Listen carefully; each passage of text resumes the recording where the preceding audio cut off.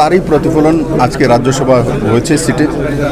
যারা ওই সময় বিধায়ক নির্বাচিত হয়েছিলেন ওনারাই তো ভোট করেছেন, তো সেই ভোটাধিকার প্রয়োগ করে আজকে রেকর্ড করে আমাকে ভারতীয় জনতা পার্টি যে মনোনীত করেছেন তাকে মোহর লাগিয়েছে।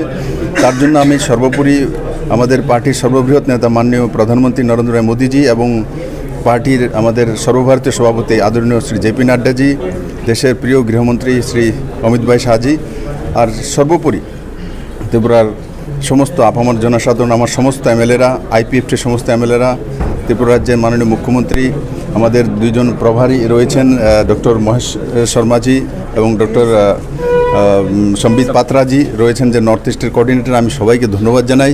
আপনাদের সবার প্রচেষ্টায় যে দায়িত্বটা আমাকে দেওয়া হয়েছে আমি নিষ্ঠার সঙ্গে সেই দায়িত্ব পালন করব এবং ত্রিপুরার মানুষের মূল ডেভেলপমেন্টের বিষয়গুলো পার্লামেন্টে তুলে ধরব এবং যেই বিকাশ যাত্রা 2018 থেকে শুরু হয়েছে সেই যাত্রা যাতে প্রবহমান থাকে, মানিকবাবুর সঙ্গে মিলেমিশে সেই যাত্রাকে আরও বাড়িয়ে নেব এবং নরেন্দ্র মোদীর স্বপ্নকে সাকার করব। Thank you.